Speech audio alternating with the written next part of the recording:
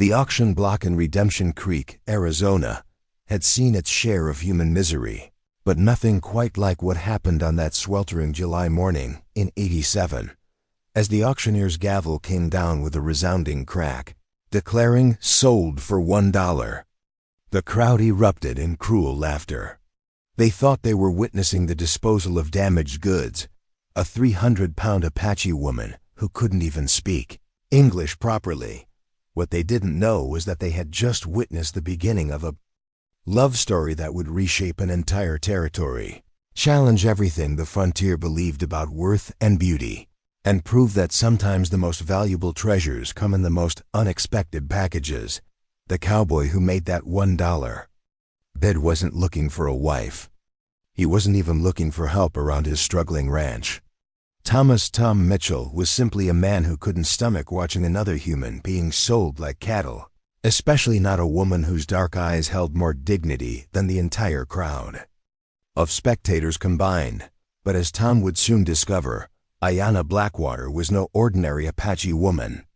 She was the last daughter of a legendary chief, keeper of ancient secrets that could unlock fortunes hidden in the Arizona mountains, and a healer whose knowledge had been passed down through generations of medicine women.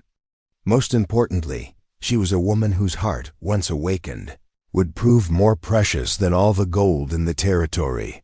This is their story, a tale of two broken souls who found in each other not just love, but purpose, redemption, and the courage to fight against a world determined to keep them apart. Before we jump back in, tell us where you're tuning in from, and if this story touches you, make sure you're subscribed, because tomorrow I've saved something extra special for you. The sun had barely crested the jagged peaks of the Superstition Mountains when Tom Mitchell discovered his water well had run dry again.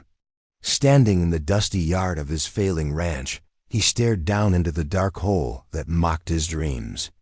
With its emptiness, 3 years of drought had turned his once promising cattle operation into a graveyard of ambition, marked by bleached bones and broken fences that stretched across land too stubborn to yield anything but dust and despair. At 32, Tom carried himself with the weathered resignation of a man twice his age. His shoulders, once broad with confidence, now curved inward as if permanently bent by the weight of failure. The scar that ran from his left ear to his jaw, souvenir from a Comanche raid that had claimed his family's original homestead in Texas, had faded to a pale line that matched the color of hope in his pale blue eyes. The ranch house behind him told the story of gradual surrender. Paint peeled from weathered boards like scales from a dying snake. The porch sagged where termites had hollowed out the support beams. Windows were patched with oiled paper where glass had been broken by hailstorms and never replaced. Even the brand burned into the gate post a simple M, for Mitchell looked ashamed of itself, partially obscured by rust and neglect. Tom's last 20 head of cattle stood clustered around a muddy depression that had once been a stock pond, their ribs showing through patchy hides. They looked at him with the patient accusation of creatures who understood they were slowly dying but trusted their human to somehow make it right. The trust in their dark eyes was almost worse than contempt. Would have been. "I know, girls," Tom murmured, running a calloused hand along the neck of his favorite cow, a gentle Holstein mix named Bessie, who'd been with him since the beginning. "I know you're thirsty. We all are." The mortgage payment notice crumpled in. His pocket rustled like autumn leaves as he moved. 60 days. That's all the time the territorial bank had given him before they'd foreclose on the only home he'd known since Indian raiders had burned out his family's place near San Antonio. The irony wasn't lost on him. He'd fled west to escape the violence of the Texas frontier, only to find himself slowly starving on land that seemed determined to reject his every effort. Tom walked back toward the house, his boots kicking up small clouds of dust that hung in the still air like accusations. The morning heat was already building, promising another day where the thermometer would climb past 110 degrees, and the sky would stretch endlessly blue and cloudless, beautiful and merciless in its perfection. Inside the house, the contrast was stark. While the exterior showed the ravages of drought and poverty, the interior revealed traces of the home this place had once been. Hand-carved furniture that Tom's father had made during the family's prosperous years in Texas, a stone fireplace that had provided warmth during the surprisingly cold desert winters, bookshelves lined with volumes that spoke of education and ambition, Shakespeare, Dickens, technical manuals on cattle breeding and land management. But even here, decline was evident. The leather bindings were cracked from dry air. Dust lay thick on surfaces that had once been lovingly maintained. The kitchen pump produced only a few drops of brackish water when Tom worked the handle, another reminder that his carefully planned life was collapsing one system at a time. He sat heavily at the kitchen table and spread out the collection of papers that documented his failures. The bank notice, bills from the feed store that he couldn't pay, a letter from his sister in California, full of gentle suggestions that he give up the ranch and come work in her husband's hardware store in Sacramento. The offer was kind, practical, and utterly devastating to a man who'd built his entire identity around the dream of making something lasting from the harsh Arizona territory. Tom studied his reflection in the cracked mirror hanging beside the door. The face looking back at him showed the effects of 3 years of grinding poverty and isolation. His dark hair, once thick and carefully combed, now hung limp and unkempt. His cheeks were hollow from too many meals of beans and hardtack. His eyes held the defeated look of a man who'd stopped believing in his own future. But it was Saturday, which meant a trip to Redemption Creek for supplies and the slim hope of finding work to supplement his failing ranch income. The town was a hard ride, 4 hours each way, but Tom had learned to time his visits to coincide with any opportunity that might present itself. Sometimes there was work loading freight wagons. Occasionally a merchant needed help moving inventory. More often than not, he returned home with empty pockets and wounded pride. But the alternative was staying on the ranch and watching his dreams die by degrees. Tom hitched his last healthy horse, a grizzled Mustang named Buck, to the wagon that served as his only transportation. The wagon bed was empty except for a canvas water bag, and the rifle he never traveled without. This was still frontier country, where Apache raids were rare but not unheard of, and where rattlesnakes and mountain lions posed constant threats. To unwary travelers, the ride to Redemption Creek took him through some of the most beautiful and hostile country in the Arizona territory. Towering saguaro cacti stood like ancient sentinels in landscapes that shifted from desert floor to rocky canyons to pine-covered mesas. In the distance, mountains rose in purple layers that seemed to stretch to infinity. It was country that could break a man's heart with its beauty, while simultaneously breaking his back with its demands. Tom had made this journey so many times that his mind wandered as Buck followed the familiar trail. He thought about his father, who died believing that the Mitchell family would build something permanent in the American West. He thought about his mother, whose last words had been a prayer that her son would find happiness in whatever life he chose to build. He thought about the dreams he'd carried as a young man, a successful ranch, a wife who'd love this harsh country as much as he did, children who'd grow up strong and free under the endless western sky.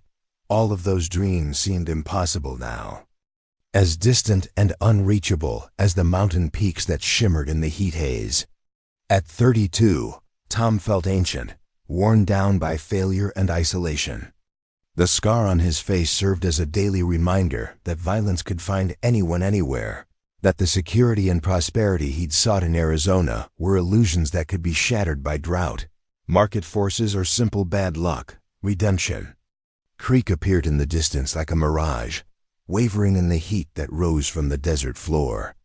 The town had grown considerably since Tom's first visit 3 years ago, when it had been little more than a trading post and a saloon. Now it boasted nearly 200 permanent residents, a general store, a hotel, a church, and the territorial bank that held the mortgage on his failing dreams. But it was also a town built on contradictions. Prosperity for some, misery for others. The same territorial expansion that brought opportunity to white settlers had meant displacement and subjugation for the Apache tribes who'd called this land home for centuries. The same railroad that brought goods and commerce to Redemption Creek also brought soldiers, speculators, and government agents whose policies toward native peoples ranged from paternalistic to openly hostile. Tom understood these contradictions in a personal way. His own family had been victims of frontier violence, but he also knew that his presence on Apache land made him part of a larger pattern of displacement. It was a moral complexity that troubled his sleep and complicated his relationship with the territory he'd come to love, despite its efforts to destroy him. As he drove into Redemption Creek's main street, Tom could see that something unusual was happening. A crowd had gathered around a platform that had been erected in front of the territorial courthouse, the same platform that was usually reserved for political speeches and occasional hangings. But this morning, it was being used for something Tom had heard about but never witnessed: a human auction. The practice was technically illegal. Slavery had been abolished throughout the United States more than 20 years earlier, but in frontier territories where federal law was loosely enforced, various forms of involuntary servitude persisted under different names. Indian children were apprenticed to white families. Destitute immigrants were contracted for years of unpaid labor. And occasionally, as was happening today, Apache women who'd been separated from their tribes were sold as domestic servants to settlers who convinced themselves they were providing charity rather than perpetuating bondage. Tom felt his stomach turn as he recognized what was happening, but he couldn't bring himself to drive away. Something about the scene demanded witness, even if he couldn't prevent it. He tied Buck to a hitching post and pushed through the crowd, telling himself he was merely observing, while knowing that observation without action was its own form of moral failure. The auctioneer was Chester Morrison, a territorial official, whose enthusiasm for this particular duty revealed more about his character than any formal introduction could. Morrison stood on the platform like a carnival barker, gesturing dramatically as he described the merchandise being offered for sale. "Gentlemen and ladies of Redemption Creek," Morrison called out in a voice that carried across the gathered crowd, "today we have a special opportunity to provide Christian charity while meeting your household labor needs." This Apache female was found wandering alone near Fort Apache, separated from her tribal group and in dire need of civilized guidance. Tom's eyes followed Morrison's gesture to the woman standing at the far end of the platform, and what he saw made his chest tighten with anger and something deeper, a recognition of dignity under assault that reminded him of his own mother's quiet strength during their family's darkest hours. The woman was indeed large, probably weighing close to 300 pounds, but she carried herself with a posture that spoke of nobility rather than shame. Her long black hair was braided with small ornaments that caught the morning sunlight. Her dress was a mixture of traditional Apache buckskin and white trade cloth, suggesting someone caught between two worlds.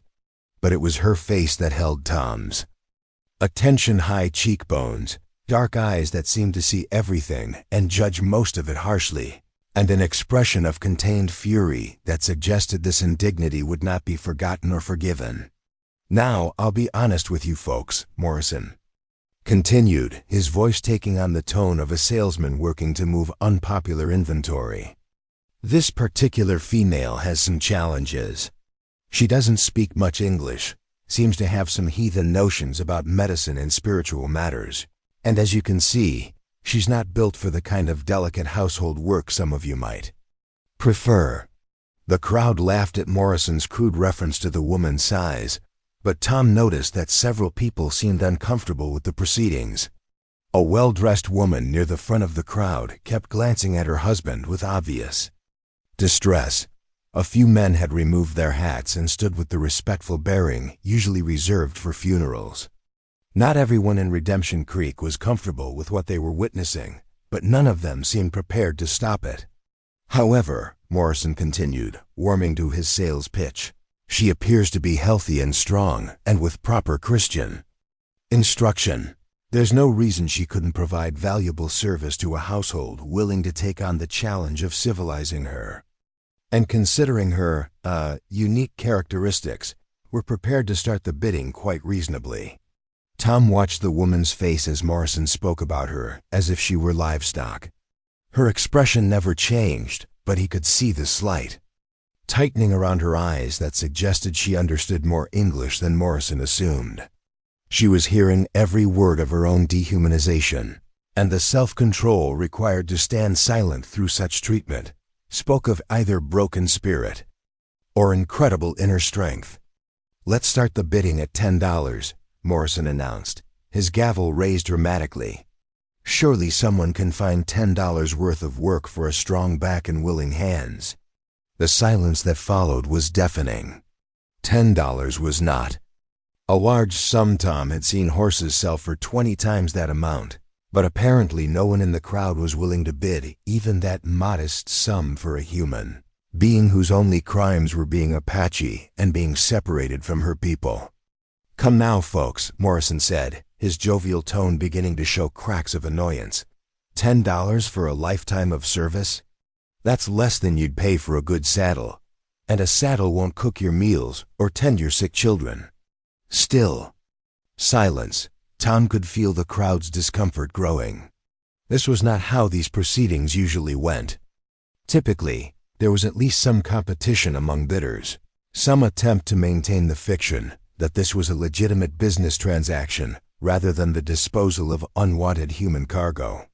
All right, Morrison said, his voice now showing clear irritation. Let's be realistic here. $5. $5 for a healthy adult who can work immediately. That's practically charity on your part. More silence. A few people began drifting away from the crowd, apparently unwilling to watch the proceedings reach their inevitable conclusion. Tom could see Morrison beginning to sweat despite the early morning hour, clearly realizing that his careful plans for this auction were falling apart. The woman on the platform hadn't moved, but Tom could see a slight change in her posture. What had been rigid dignity was beginning to show traces of something else, not fear exactly, but a dawning understanding that whatever came next might be worse than anything she'd already endured. $1, Morrison said finally, his voice now stripped of all pretense of enthusiasm. $1 for immediate transfer of custody. Surely someone can spare $1 to provide Christian guidance to this poor heathen soul. And in that moment, as Tom watched a human being reduced to the price of a newspaper, something inside him snapped. Not the dramatic breaking that comes with sudden revelation, but the quiet, final separation that happens when a man realizes he can't live with himself if he remains a passive observer to unconscionable cruelty. He didn't think about the implications, didn't consider how he'd feed another mouth when he could barely feed himself, didn't worry about what his neighbors would think or how this decision might affect his already precarious standing in the community. $1, Tom called out, his voice carrying clearly across the suddenly silent crowd. I bid $1. Morrison's face showed surprise and relief in equal measure. Sold, he shouted immediately, bringing his gavel down with unnecessary force. Sold to the gentleman in the back for $1. As the crowd began to disperse, some people shooting curious glances at Tom, while others studiously avoided looking at him at all, Tom realized he'd just made the most impulsive and potentially catastrophic decision of his life. He had no plan, no idea what to do next, and no way to undo what he'd just done. But as he walked toward the platform to complete his purchase, Tom caught the Apache woman's eye for the first time. What he saw there wasn't gratitude or submission, but a measuring look that seemed to be taking his full measure as a man. It was the look of someone trying to determine whether her circumstances had just improved or gotten significantly worse. In that exchange of glances, Tom began to understand that he hadn't just bought a servant or acquired a responsibility. He'd entered into some kind of partnership with a woman whose full nature and capabilities were still completely unknown to him. The only thing he knew for certain was that his life, already hanging by the thinnest of threads, had just become infinitely more complicated. That the $1 transaction that would change both their lives forever was about to begin. Preparing and narrating this story took us a lot of time, so if you are enjoying it, subscribe to our channel. It means a lot to us. Now back to the story. The paperwork that transferred ownership of a human being took exactly 7 minutes to complete. Tom stood at the makeshift clerk's table behind the auction platform, his hands shaking slightly as he signed documents that made him legally responsible for another person's welfare. The territorial official who processed the transaction treated it with the same casual efficiency he might show when recording a cattle sale, stamping forms and collecting Tom's precious dollar with bureaucratic indifference. "Congratulations, Mr. Mitchell," the clerk said without looking up from his ledger. "The Apache female is now your legal ward under Territorial Statute 247B. You're responsible for her housing, feeding, and behavior.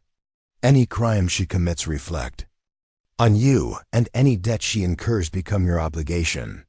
She cannot leave your property without written permission, and you cannot transfer custody without territorial approval." Tom barely heard the legal requirements being recited. His attention was focused on the woman who would now be riding back to his failing ranch, sharing his dwindling resources, and somehow fitting into a life that barely had room for one person, let alone two. She stood exactly where Morrison had left her, hands clasped in front of her, dark eyes fixed on some distant point beyond the crowd, as if the entire proceeding was happening to someone else. "What's her name?" Tom asked the clerk, realizing he'd just purchased a human being without even knowing what to call her. The clerk shuffled through his papers with obvious annoyance.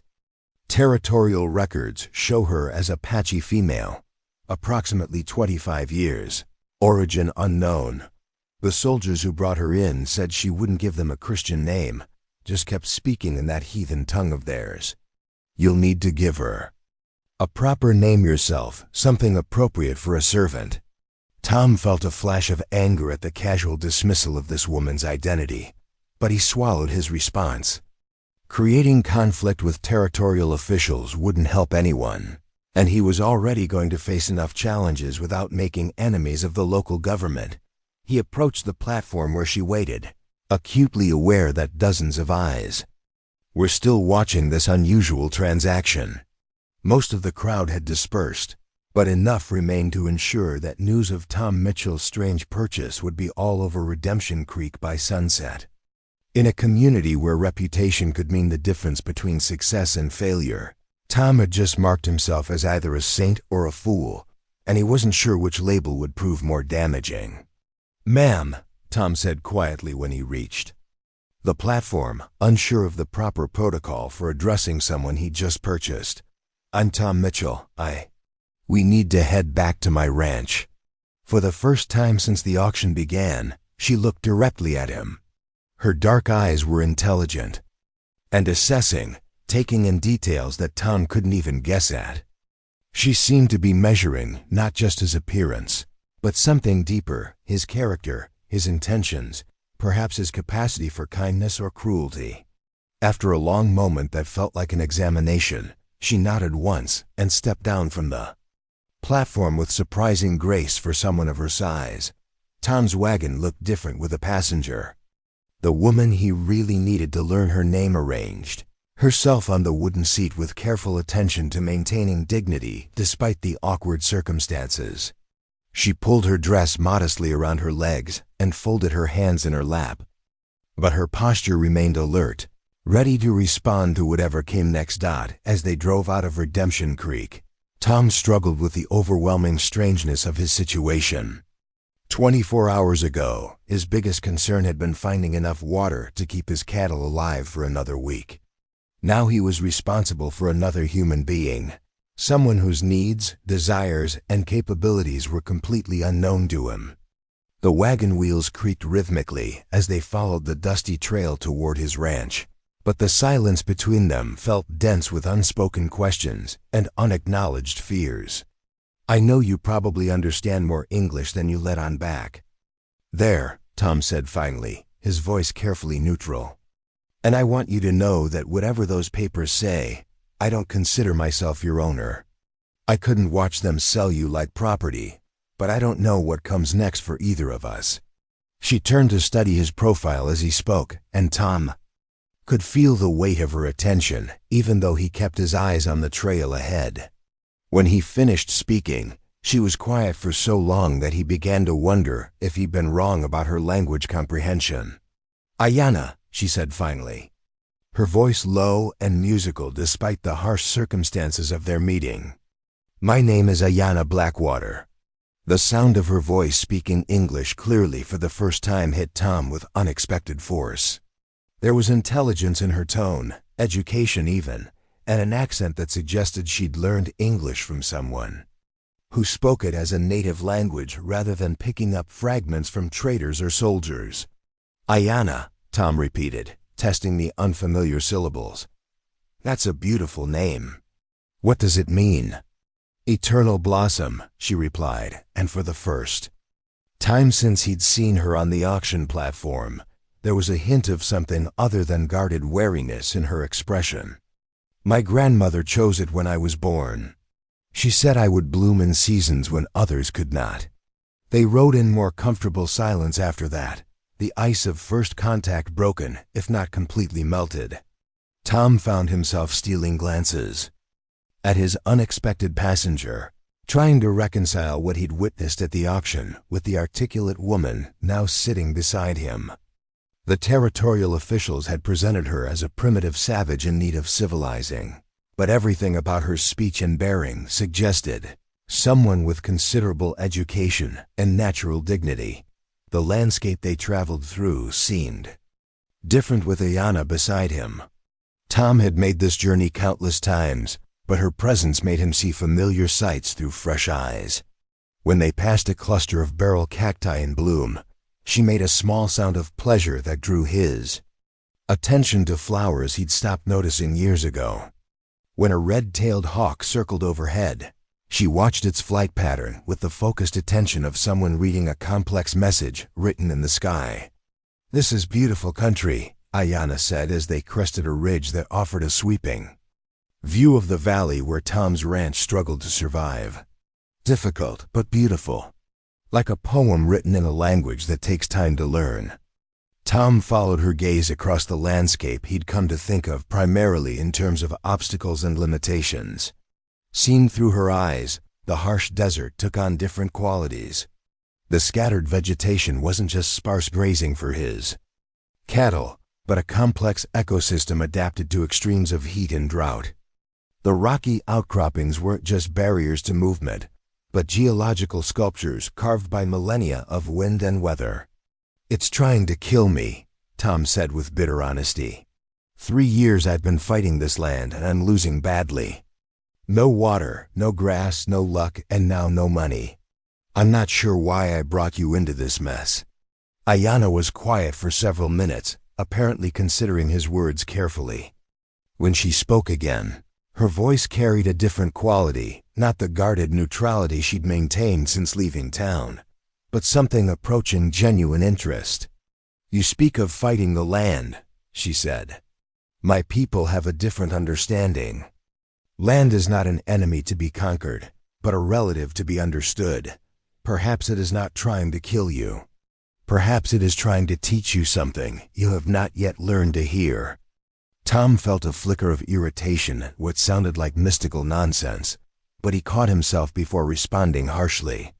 This woman had just endured the humiliation of being sold like livestock, and here she was trying to offer philosophical comfort to the man who'd purchased her. The least he could do was listen respectfully, even if her words didn't immediately make sense to him. "What could this land possibly want to teach me besides suffering?" he asked, trying to keep skepticism out of his voice. Ayana gestured toward a section of the trail where hardy grasses grew in the shelter of a large boulder. See how the grass grows there? Not despite the rock, but because of it. The stone provides shade during the worst heat, catches dew in the morning, and breaks the wind that would dry the roots. The grass does not fight the rock, it learns to live with it, to benefit from what seems like an obstacle. Tom had ridden past that exact spot hundreds of times without giving it a second thought, but Ayana's observation made him see it differently. There was a thriving micro-ecosystem in the shadow of that boulder, life finding a way to flourish in conditions that seemed hostile on the surface. Your cattle, Ayana continued, do they find such places naturally, or do you try to force them to graze in areas that seem better to your eyes? The question hit uncomfortably close to home. Tom had been stubbornly trying to use his land the way ranching manuals suggested, fighting to establish pastures in areas that looked promising to his Texas-trained expectations. Meanwhile, his cattle had repeatedly wandered off to graze in spots that seemed marginal to him, but apparently offered something they needed. I've been trying to ranch this land like it was East Texas, Tom admitted. Green grass and reliable water, predictable seasons. But this isn't Texas, is it? No, Ayana agreed. This is Apache land. It has its own rules, its own gifts. Fighting it is like trying to make a hawk behave like a chicken. Both are birds, but they serve different purposes in the world. As they descended into the valley where Tom's ranch buildings came into view, he found himself seeing his struggling operation through Ayana's perspective. The failed pastures where he'd tried to plant imported grasses. The stock pond he'd dug in a location that looked ideal but never seemed to hold water. The barn he'd positioned to face east because that's what worked in Texas, not considering how the western sun and prevailing winds might affect conditions in Arizona. My grandmother was a medicine woman, Ayana said as they approached the ranch. Buildings. She taught me to read the signs that land gives about water, about plants that heal, about where life wants to grow naturally. I do not know if such knowledge would help your cattle, but I could share what I learned, if you wished. Tom pulled the wagon to a stop in front of his house and sat quietly for a moment, absorbing the implications of what Ayana had just offered. He'd purchased her expecting to gain a household servant, someone to help with cooking and cleaning while he continued his losing battle against the unforgiving territory. Instead, it seemed he might have accidentally acquired a consultant whose expertise could address the fundamental problems that were destroying his ranch. You're not what I expected, Tom said finally. Neither are you, Ayana replied. When that man spoke the word sold, I thought my life as I knew it was ending. I prepared myself for the worst kind of slavery. Instead, I find myself with someone who speaks to me as if I were human, who asks my name, who listens when I speak. This is not what I expected either. Tom climbed down from the wagon and came around to help Ayana descend, offering his hand with the automatic courtesy his mother had drilled into him during his childhood. She accepted his assistance with grave dignity, but he noticed how she surveyed their surroundings with the systematic attention of someone assessing both opportunities and threats. The ranch buildings looked even more decrepit in late afternoon light, and Tom felt embarrassed to be bringing anyone, especially a woman, to such shabby accommodations. The house needed paint, new windows, and major repairs to the roof and foundation. The barn was missing half its boards, and the corral fencing was held together more by hope than nails. I know it doesn't look like much, Tom said, following Ayana's gaze as she took inventory of his declining property. I had bigger plans when I started, but 3 years of drought and bad luck have taken their toll. All places begin with potential rather than perfection, Ayana said diplomatically. The question is whether those who live there can see past what is to what could be. She walked to the edge of his property and knelt down, taking a handful of soil and rubbing it between her fingers. Then she stood and faced each of the 4 directions in turn, spending several minutes studying the landscape from different angles.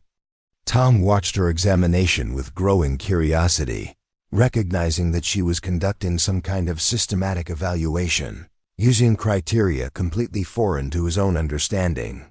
"Water is here," she said finally, pointing to a section of land about 50 yards from the house where Tom had never attempted to dig a well.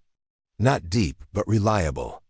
The plants growing there, the way the ground slopes, the color of the soil in early morning light, all these things speak of water close enough to reach. Tom stared at the area she'd indicated. It looked no different to him than any other section of his property, dry, rocky, unpromising. But Ayanna spoke with such quiet confidence that he found himself wondering if his own assessments of his land had been fundamentally flawed from the beginning. "How can you tell?" he asked. "My grandmother taught me to see what water does to land. Even when the water is hidden," Ayanna explained. "Certain plants grow only where their roots can reach moisture. Animals create paths that lead to water sources. Even the stones tell stories about where water flows beneath the surface." As evening approached, Tom realized he faced practical challenges he hadn't considered when making his impulsive bid at the auction. Where would Ayanna sleep? What would they eat? How would they navigate the awkward social dynamics of two strangers, thrown together under circumstances neither had chosen? "There's a spare room in the house," Tom said awkwardly. "It's not much, just a bed and a chest of drawers, but it's private and the roof doesn't leak. Much." Ayanna studied the house with the same systematic attention she'd given the land. "I am grateful for shelter," she said. "But I should warn you that my presence here will bring you trouble you have not considered. White men who see an Apache woman living in a white man's house will have opinions that could damage your standing in the community." Tom hadn't thought about the social implications of his decision, but Ayanna was right.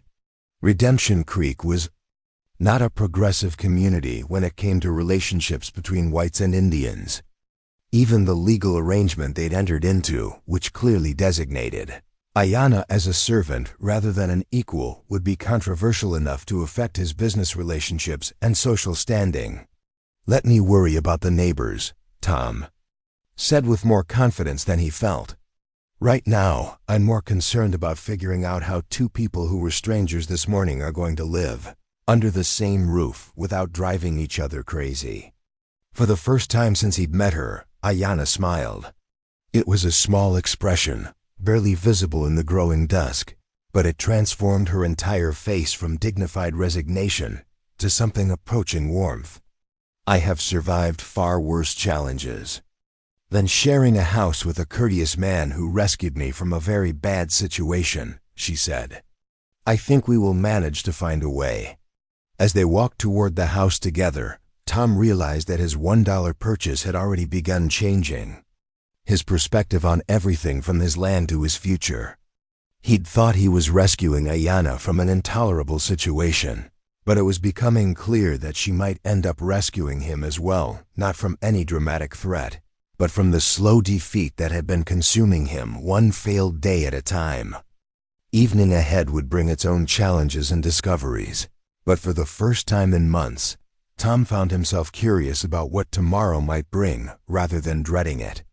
The woman walking beside him carried knowledge that could transform his relationship with the land that had been defeating him, but more than that, she carried herself with a dignity that reminded him what it felt like to have hope.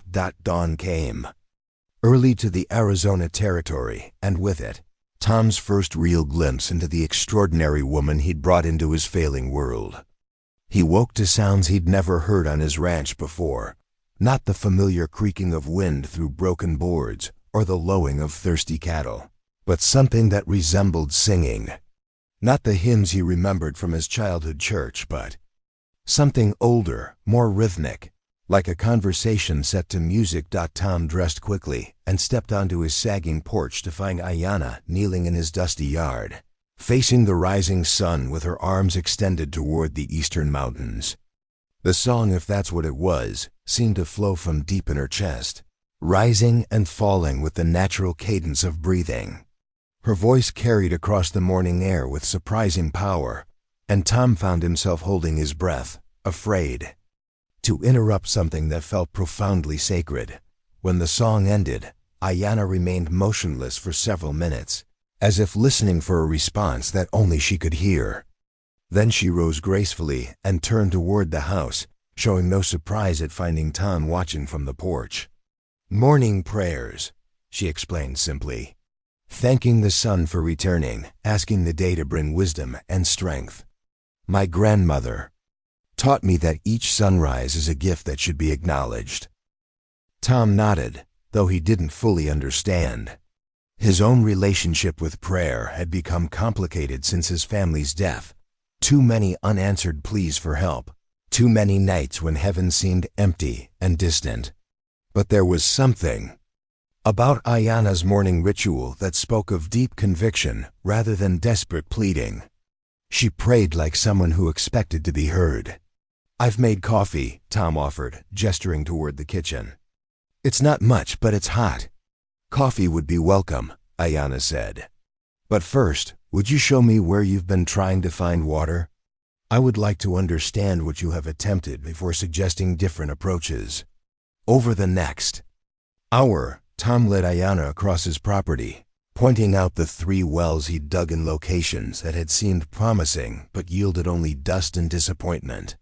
She examined each site with the methodical attention of a doctor studying symptoms, taking handfuls of soil, studying the vegetation patterns, even tasting the earth in ways that made Tom slightly uncomfortable. "You chose these locations with your eyes," Ayanna observed as they stood beside his most recent failed well, looking for places that seemed logical to a white man's understanding of water and land. But eyes can be deceived by what they expect to see rather than what is actually there. She walked away from the well and began moving across his property in patterns that seemed random to Tom, but clearly followed some logic he couldn't grasp. Sometimes she would stop and close her eyes, standing perfectly still as if listening. FOR sounds too subtle for his ears.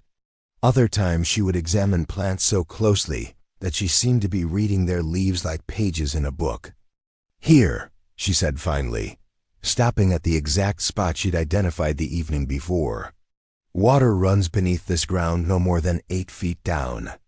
Enough for your household needs and your cattle, flowing from a spring in the hills that never runs dry, even in the worst drought years." Tom stared at the unremarkable patch of ground where Ayanna stood with such confidence. It looked identical to dozens of other spots on his property: rocky soil, sparse vegetation, no obvious signs of moisture. But something in her certainty made him want to believe, even though admitting that 3 years of his own efforts had been fundamentally misdirected. "How can you be so sure?" he asked. "Watch," Ayanna said, pointing to a cluster of small plants growing in what appeared to be a completely random pattern. "These are not weeds, though they look like nothing special to eyes that do not know them. This one," she indicated a plant with narrow silvery leaves, "only grows where its roots can reach reliable water. And this one," she pointed to another plant with thick, waxy leaves, "stores water in its stems, but only when there is enough moisture in the soil to make storage worthwhile." Tom knelt down to examine the plants more closely.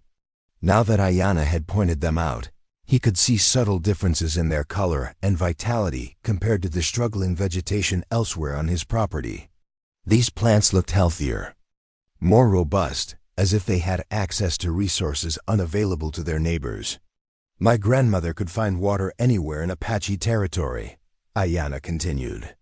"She taught me that water speaks to those who know how to listen. Plants speak for water when it is hidden. Animals speak for water when they create paths to secret springs. Even stones speak for water when they show the marks of ancient flows." As they walked back toward the house, Ayanna continued her education, pointing out signs that Tom had been seeing but not interpreting for 3 years. A particular type of grass that grew only along underground watercourses. Birds that nested in certain areas because they knew water was accessible nearby. Rock formations that indicated geological structures likely to hold aquifers. "If you are willing to dig where I have shown you," Ayanna said. "I believe you will. Find enough water to save your cattle and your ranch. But water is only the beginning of what this land could teach you, if you were willing to learn." Back at the house, Ayanna asked Tom to show her his kitchen and storage areas. What she found there clearly didn't surprise her. Shelves mostly empty, except for beans, hardtack, coffee, and a few cans of goods from the general store. The diet of a man who'd been living on hope and stubbornness for too long. "You have been eating like a man preparing to die," Ayanna observed with characteristic directness. "No vegetables, no herbs, no foods that nourish the body's strength or the spirit's resilience.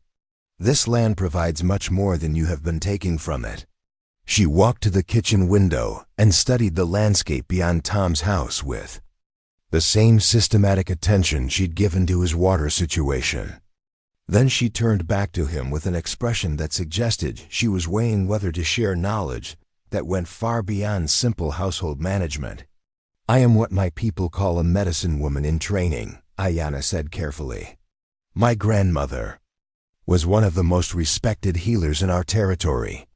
Before the soldiers separated me from my people, she had taught me to identify and prepare more than 300 plants that grow in this desert. Plants that heal sickness, prevent disease, provide nutrition that store-bought food cannot match." Tom felt his understanding of his $1 purchase shift again. Yesterday, he'd thought he was rescuing a desperate woman from an intolerable situation. This morning, he was discovering that he'd accidentally acquired someone whose knowledge could transform not just his ranch's water problems, but his entire relationship with the seemingly hostile landscape around him. Would you be willing to teach me?" Tom asked hesitantly. "I mean, if it wouldn't be violating some kind of sacred trust or tribal secret." Ayanna studied his face with the same careful attention she'd given to his land. Tom had the distinct impression that she was evaluating not just his sincerity, but his capacity to understand and respect knowledge that came from a completely different worldview than his own. "Traditional medicine is not simply about knowing which plants to pick," she said finally. "It requires understanding the relationship between all living things, the balance that exists when nothing is taken without permission, when nothing is used without gratitude. Are you prepared to learn a way of thinking that your people have often called primitive or foolish?" Tom thought about the 3 years he'd spent fighting his land instead of working with it, the slow starvation that had been consuming both him and his cattle, the desperate isolation that had driven him to make increasingly irrational decisions. His people's way of thinking hadn't exactly proven successful in this environment. "My people's way isn't working too well for me right now," Tom said honestly. "I'm willing to learn anything that might help me understand this country better." Ayanna nodded slowly, as if his answer had satisfied some internal test. "Then we will begin with plants that grow near your house, medicines and foods that can improve your health immediately. Later, if you prove willing to truly listen rather than simply looking for quick solutions, I will teach you deeper knowledge." What followed was unlike any education Tom had ever received. Ayanna led him through landscape he thought he knew, revealing layer upon layer of hidden complexity and potential. A cactus he'd considered nothing but a painful obstacle turned out to produce fruit rich in vitamins and water. Weeds he'd been trying to eliminate were actually valuable herbs that could treat everything from stomach ailments to infected wounds. "This is prickly pear," Ayanna explained, showing Tom how to safely harvest the flat cactus pads. "The young pads can be cooked like vegetables, full of nutrients that will restore strength to a body weakened by poor diet. The fruit, when it comes in late summer, provides sugar and moisture that can sustain life even in the worst drought." She demonstrated how to remove the microscopic spines that made the plant dangerous to handle, using a technique involving hot coals and careful scraping that left the pads safe to prepare. Then she showed him how to identify the youngest, most tender growth that would be least bitter and most nutritious. "And this," she said, indicating a plant Tom had been pulling up as a useless weed, is desert sage. The leaves, when prepared properly, can treat fever, ease pain in joints, and clear congestion from the lungs. My grandmother said it was one of the most important medicines in our territory. As the morning progressed, Tom's yard and the immediate area around his house were transformed in his perception from barren wasteland to a complex pharmacy and grocery store that he'd simply never learned to read. Ayanna identified dozens of plants within walking distance of his front door, each with specific uses for food, medicine, or practical applications he'd never imagined. The white man's way is to bring what you need from somewhere else, Ayanna observed as they filled a basket with plants she'd harvested. Cattle that belong in green country, crops that require more water than this land receives, foods shipped from distant places at great expense. The Apache way is to learn what each place offers, to find abundance in what already grows naturally. By midday, Ayanna had prepared a meal unlike anything Tom had eaten since leaving Texas. The prickly pear pads had been roasted until tender and flavored with wild herbs that grew around his property. She'd made a tea from desert plants that tasted better than the store-bought coffee he'd been rationing. Even the hardtack from his meager supplies had been transformed with the addition of ground seeds and roots that added nutrition and flavor. "This is incredible," Tom said, genuinely amazed by the variety and quality of the meal Ayanna had created from resources he'd never noticed. "How did you learn all this?" "Apache children begin learning these things before they can walk properly," Ayanna explained. "Knowledge passed down through generations, tested by survival in this harsh country. What your people call wasteland, my people call home, not despite its challenges, but because of the wisdom required to live here successfully." As they ate, Ayanna began sharing stories that gave context to the practical knowledge she'd been demonstrating. Tales of Apache families surviving entire winters on foods gathered from the desert. Accounts of warriors whose strength in battle came from medicines that grew wild in the mountains. Descriptions of ceremonies that connected her people to the land in ways that ensured both human survival and environmental balance. "My grandmother always said that land chooses its people as much as people choose their land," Ayanna said, her voice taking on the cadence of someone reciting sacred knowledge. "This territory chose the Apache because we learned to live as part of it rather than trying to master it. Perhaps it has chosen you as well, but you must learn to hear what it is trying to teach you." Tom looked out across his property with new eyes, seeing not the enemy that had been defeating him for 3 years, but a complex system he'd never taken time to understand. If Ayanna was right about the water, if her knowledge of food and medicine plants was as extensive as she'd demonstrated, then his $1 purchase might have accidentally saved not just her life, but his own as well. "There's something I need to ask you," Tom said, setting down his cup of desert tea. "Yesterday you were being sold like property to whoever would pay $1. Today you're sharing knowledge that could transform my entire life. Why? What do you gain from helping the man who bought you?" Ayanna was quiet for a long moment, apparently considering how much truth to share. When she spoke, her voice carried a weight that suggested she was revealing something important about her true circumstances. "I was not separated from my people by accident," she said finally. "I was traveling to a sacred site in the mountains, carrying medicine knowledge to another tribe whose healer had died. Soldiers found me and assumed I was a runaway or an outcast. The truth is more complicated and potentially more dangerous for both of us." Tom felt his stomach tighten as he realized that his impulsive rescue might have involved him in tribal politics or military conflicts he didn't understand. But before he could ask for clarification, Ayanna continued, "What I gain from helping you is the hope that a white man who shows respect for Apache knowledge might be willing to help me complete the mission that brought me to this territory in the first place. Your ranch sits between Apache territory and the sacred site I must reach. If I can teach you to prosper on this land, Perhaps you will understand why some places must be protected from those who would destroy them for profit."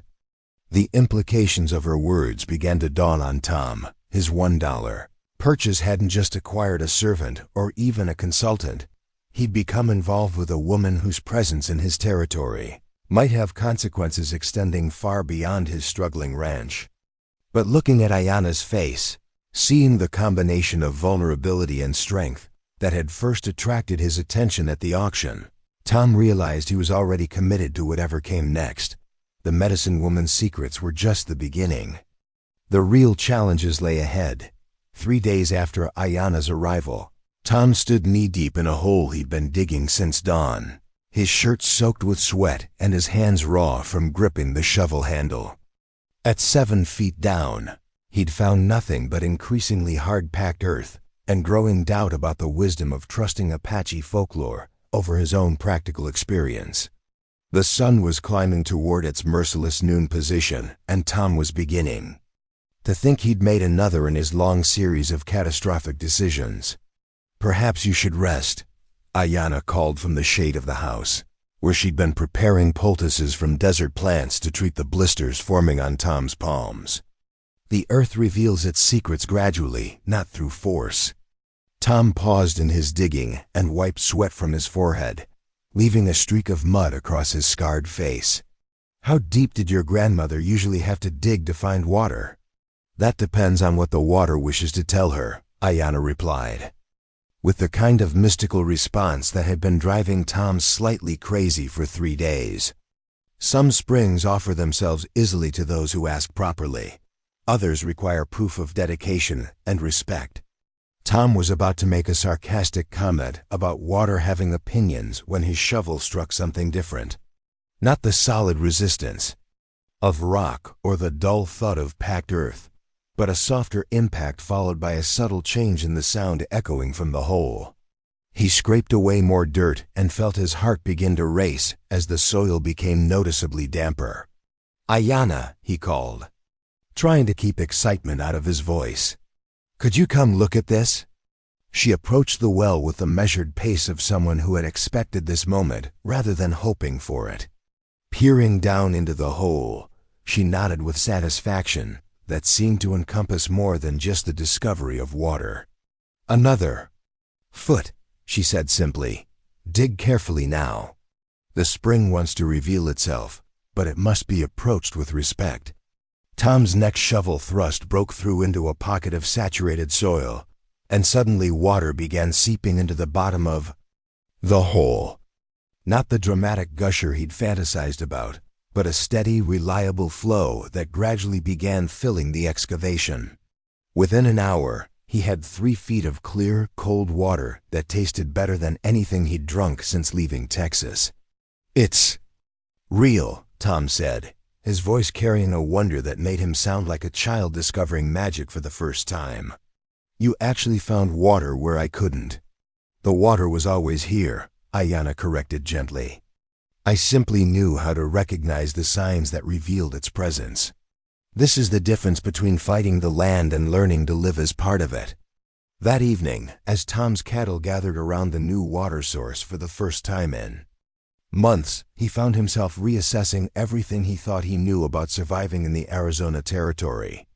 The relief in his animals was obvious. They drank deeply and lingered near the well with the contentment of creatures whose most basic need had finally been met. For the first time since arriving at his ranch, Tom felt like he might actually have a chance of success. But the discovery of water marked more than just a practical victory. It represented a fundamental shift in the relationship between Tom and Ayana, from reluctant cohabitation to something approaching genuine partnership. Over the following days, their interactions took on the comfortable rhythm of 2 people learning to work together toward common goals. Ayana's knowledge extended far beyond plant medicine and water finding. She understood weather patterns with an accuracy that put the farmer's almanac to shame, predicting rain 3 days before clouds appeared on the horizon. She knew which times of day were best for various ranch tasks, working with natural rhythms instead of the arbitrary schedules Tom had been following. Most importantly, she had an intuitive understanding of animal behavior that made Tom's cattle more manageable than they'd ever been under his sole care. "Your cow with the brown patch over her left eye," Ayanna observed one morning as they watched. "The herd grazed near the new well. She is preparing to give birth within the week, but she is nervous about the location. Cattle seek privacy and safety when they calve, but she cannot find what she needs in the areas where you have been keeping them." Tom studied Bessie, his favorite cow, trying to see whatever signs Ayanna was reading. The animal looked the same. To him, as always, slightly rounder perhaps, but nothing that screamed impending motherhood to his untrained eye. "How can you tell?" he asked. "Watch how she moves away from the others but keeps looking back toward the house," Ayanna explained. "She wants to be close enough for help if needed, but far enough for privacy. Also, see how she tests the ground with her front hooves before lying down?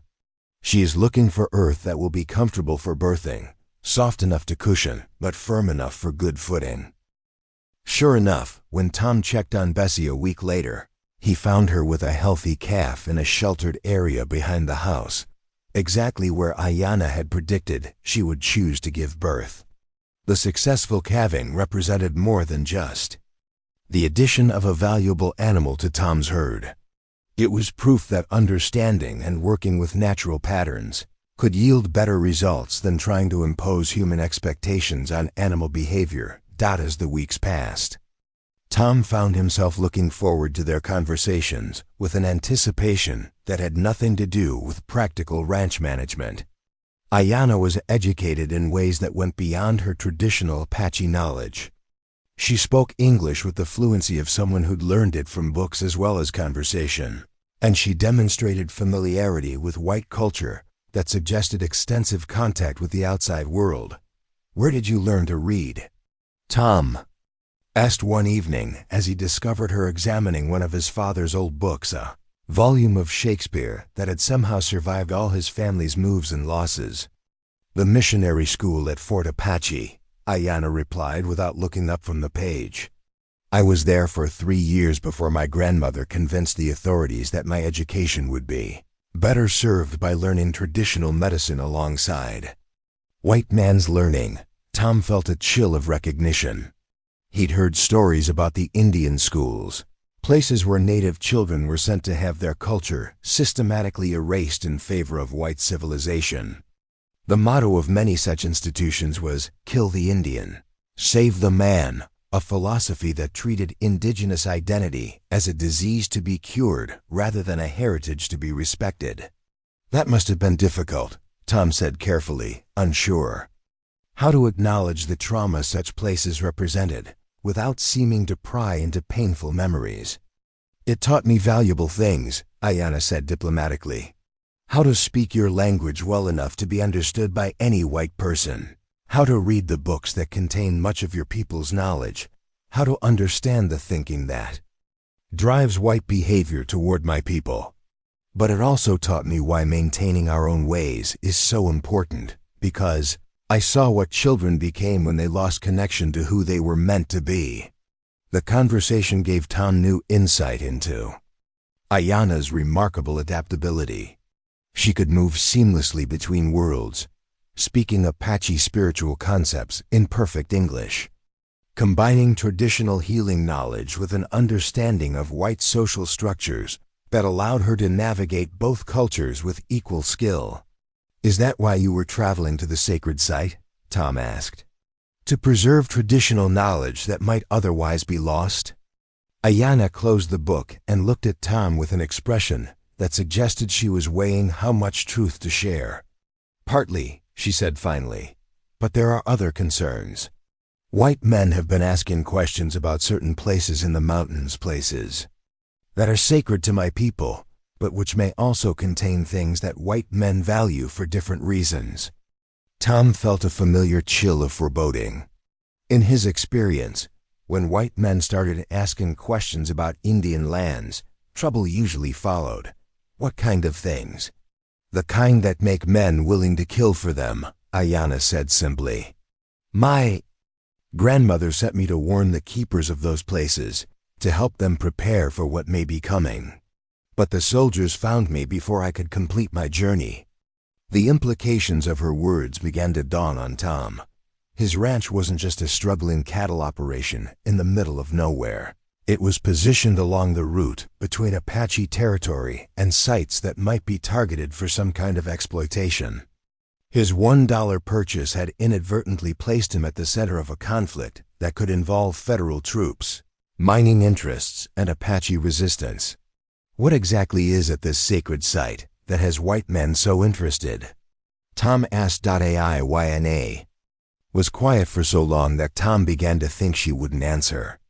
When she finally spoke, her voice carried the weight of someone revealing dangerous secrets. "Silver," she said simply. "Enough silver to buy and sell entire territories. But the site is more than a mine to my people. It is a place where the spirits of our ancestors dwell, where ceremonies have been performed for hundreds of years, where the medicine plants that keep our people healthy grow in abundance. To destroy it for metal would be like burning down your churches to harvest the nails." Tom felt his understanding of his situation shift again. He'd thought his biggest problems were drought and debt, but apparently he was now involved in a conflict over sacred sites and mineral wealth that could attract the attention of forces far more dangerous than bank foreclosures. "Who else knows about this silver?" he asked. "Too many people," Ayana replied grimly. "Prospectors, territorial officials, mining companies from back east. My grandmother believes they are already making plans to claim the land, probably through legal mechanisms that will make their theft appear legitimate to white authorities." As Tom absorbed this information, he realized that Ayana's presence on his ranch represented both an opportunity and a tremendous risk. If she could help him transform his failing operation into something sustainable, he might be able to provide the kind of base of operations she needed to complete her mission. But if powerful interests discovered that he was harboring someone with detailed knowledge of valuable mineral deposits on sacred Apache land, his life could become very complicated very quickly. "What happens if you don't reach the sacred site in time to warn people?" Tom asked. "Then my people may lose something that can never be replaced," Ayana said. "And white men may discover that some things are worth more than money, but only after they have destroyed them forever." That night, as Tom lay in his bed listening to the desert sounds that had become familiar over his 3 years in Arizona, he found himself at another crossroads. He could ask Ayana to leave, protecting himself from whatever complications her presence might bring. He could turn her over to territorial authorities, claiming he'd discovered her true identity and purpose. Or he could commit himself fully to helping her complete her mission, knowing that such a decision would place him in opposition to powerful interests that had the backing of federal law. The decision, when it came, felt inevitable rather than difficult. Tom had spent 3 years fighting this land and losing. Now he had a chance to work with someone who understood it, to protect something sacred instead of simply extracting profit, to stand for principles that went deeper than property ownership and mineral rights. In the morning, he would tell Ayana that he was prepared to help her reach the sacred site, whatever the cost. But first, he needed to understand exactly what they would be facing when the outside world discovered what was really at stake in the Arizona mountains. The water miracle had saved his ranch, but the real test of their partnership was just beginning. First sign of trouble came on a Tuesday morning when Tom noticed dust clouds on the eastern horizon, too much dust for a single rider, too organized for a natural phenomenon. He'd been checking fence lines near his property boundary when the distant movement caught his attention, and something about the purposeful way the dust was approaching his ranch made his hand drift instinctively toward the rifle he'd started carrying since Ayana's revelations about the sacred site. "Riders coming," Tom called as he approached the house, where Ayana had been grinding medicinal roots with the stone mortar and pestle she'd crafted from materials found on his property. At least 6 horses, maybe more, moving with the kind of formation that suggests they're not just passing through. Ayanna looked up from her work, her dark eyes immediately shifting to the alert wariness Tom had learned to recognize as her response to potential danger. Without a word, she began gathering her medicines and tools, moving with the efficient speed of someone who'd learned to pack essential items quickly when threats appeared. "Federal marshals?" she asked, though her tone suggested she already knew. The answer was more complicated than simple law enforcement. "Wrong direction," Tom replied, studying the approaching dust cloud through his father's old spyglass. "They're coming from mining country, not from any government outpost, and they're riding too hard for routine business." As the riders drew closer, Tom could make out details that confirmed his growing unease.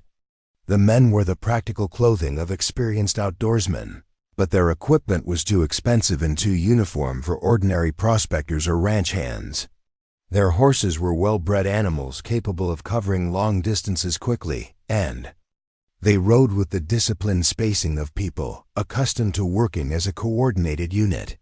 "Private security," Tom murmured, recognizing the type if not the specific individuals. "The kind mining companies hire when they want problems solved, without official oversight." The lead rider separated from the group as they approached Tom's property, dismounting near the house with the confident bearing of someone accustomed to being obeyed. He was a tall man in his 40s, with graying temples and the kind of weathered face that suggested years of outdoor work in harsh conditions. But his clothes were too clean, his boots too expensive, and his gun wore too comfortably for him to be anything other than a professional intimidator. "You must be Mitchell," the man said, extending a hand that Tom noticed was soft despite its owner's rugged appearance. "I'm Harrison Wade, Territorial Representative for the Consolidated Western Mining Corporation. I understand you've had some interesting developments on your property lately."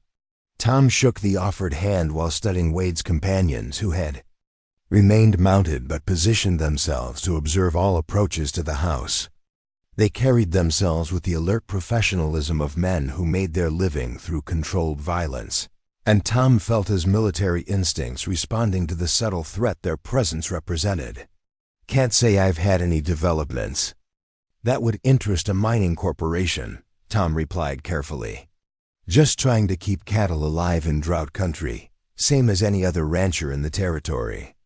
Wade's smile never wavered, but Tom caught the quick glance he directed toward the house, where Ayanna had positioned herself just inside the doorway, visible enough to demonstrate that she wasn't hiding, but sheltered enough to avoid being an easy target if the conversation went badly. "Now that's interesting," Wade said, his voice maintaining its friendly tone while his eyes revealed something much colder. "Because we received reports that you recently acquired some domestic help at the Redemption Creek auction. Apache woman, purchased for the remarkably low price of $1. That suggests either extraordinary charity on your part or recognition of value that wasn't apparent to other bidders." Tom felt his stomach tighten as he realized how much these men already knew about his circumstances. The casual mention of specific details from the auction suggested surveillance and information gathering that went far beyond coincidence. "Man's got a right to hire whatever help he can afford," Tom said, fighting to keep his voice level. "Don't see how that concerns a mining corporation." "Ordinarily it wouldn't," Wade agreed, pulling a leather portfolio from his saddlebags and extracting several official-looking documents. "But this particular Apache woman may possess information relevant to certain territorial development projects. Information that could prove valuable to private industry and federal authorities alike." Tom glanced toward the house, where Ayanna stood motionless in the doorway, her face revealing nothing of whatever thoughts were racing through her mind. But he could see the slight tension in her shoulders that suggested she was preparing for whatever came next. "I'm afraid you've been misinformed," Tom said. "The woman barely speaks English, doesn't know anything about mining or territorial development. She helps with cooking and cleaning, nothing more." Wade's laugh held no humor whatsoever. "Mr. Mitchell, Let's dispense with the pretense, shall we? We know exactly who Ayanna Blackwater is. Granddaughter of the most respected medicine woman in Apache territory. Educated at the Fort Apache Mission School until tribal elders arranged for her removal. Traveling toward the Superstition Mountains on what tribal sources describe as a sacred mission when she was apprehended by federal troops. The casual revelation of Ayanna's full identity and background sent chills down Tom's spine. These men had conducted thorough research, probably with the cooperation of federal authorities and possibly tribal informants. Whatever they wanted, they'd been planning it for some time. Most importantly, Wade continued, Miss Blackwater possesses detailed knowledge of certain geographical features in the Superstition Mountains. Features that may contain mineral deposits of considerable value to American commercial interests. Tom could feel the conversation moving toward ultimatums and threats, but he couldn't see any way to avoid whatever trap was being set. Wade and his men held all the advantages: superior numbers, official backing, and information that Tom was only beginning to understand. What exactly do you want? Tom asked bluntly. Cooperation, Wade replied, his tone suggesting that refusal wasn't really an option. Miss Blackwater will accompany us to the territorial capital, where she meet with federal officials and corporate representatives interested in her knowledge of sacred sites and mineral deposits. Her cooperation will be compensated fairly, and her testimony will help ensure that territorial development proceeds in ways that benefit both white settlers and Apache communities. It was a reasonable-sounding proposal wrapped around what was clearly a kidnapping demand. Tom had heard enough political speeches to recognize euphemisms for forced cooperation and involuntary testimony. And if she doesn't want to cooperate? Tom asked. Wade's expression hardened slightly, revealing the steel beneath his diplomatic veneer. Then she'll be transferred to federal custody as a material witness in an investigation of illegal Apache resistance activities. Harboring such a witness could result in serious criminal charges for anyone who impeded federal law enforcement efforts. The threat was clear enough: surrender Ayanna voluntarily or face arrest as an accomplice to whatever crimes Wade's superiors chose to fabricate. Tom glanced again toward the house, where Ayanna remained perfectly still, but he could see her slight nod that told him she understood the situation as clearly as he did. I'll need to discuss this with her, Tom said, buying time while his mind raced through options that all seemed to end badly. Of course, Wade agreed magnanimously. But please understand that our schedule doesn't permit lengthy deliberations. We'll need her decision within the hour. As Wade and his men withdrew to a respectful distance near the well, Tom walked quickly to the house, where Ayanna waited with the calm expression of someone who had expected this confrontation. How much did you hear? Tom asked quietly. Enough, Ayanna replied.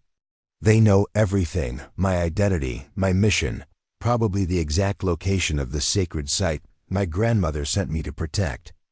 Someone has betrayed my people's trust, probably in exchange for money or federal protection. Tom felt anger rising in his chest, not just at Wade and his corporate masters, but at the entire system that made such betrayal profitable and predictable. What do you want to do? What I want and what I can do are different things, Ayanna said pragmatically. If I refuse to cooperate, they will take me anyway, and you will face charges that could destroy your life. If I agree to go willingly, perhaps I can mislead them long enough for word to reach my people about what is happening. There's a third option, Tom said, the decision crystallizing in his mind even as he spoke. We run, right now, before they're ready for it.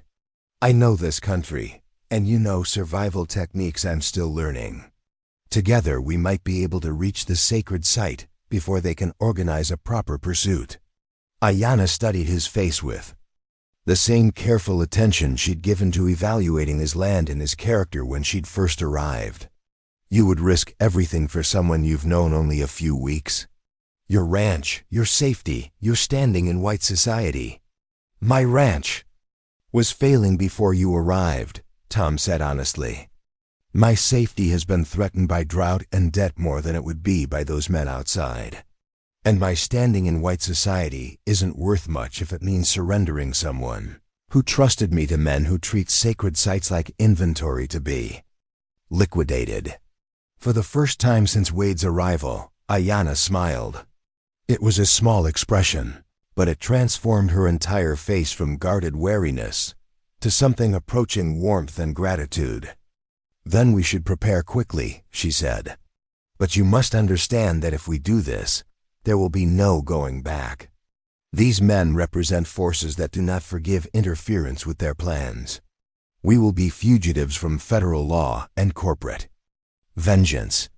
Tom thought about the 3 years he'd spent fighting this land and losing, the isolation that had consumed him since his family's death, the slow surrender to circumstances that had been eating away at his soul, one disappointment at a time.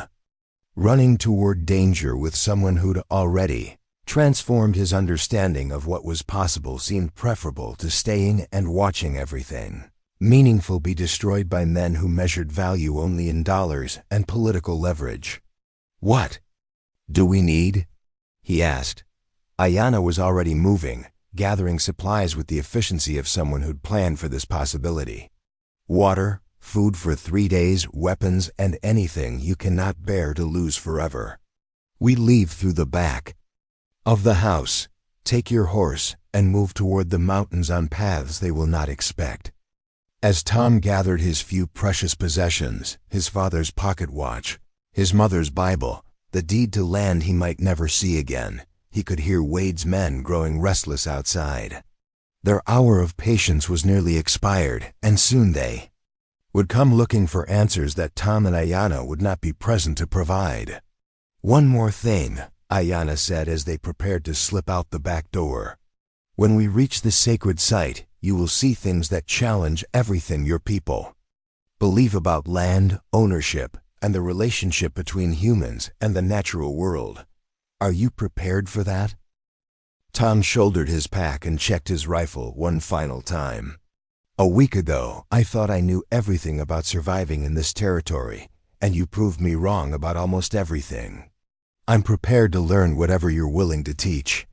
They slipped out of the house as quietly as shadows, moving toward the corral where Buck waited with the patient indifference of a horse accustomed to sudden departures.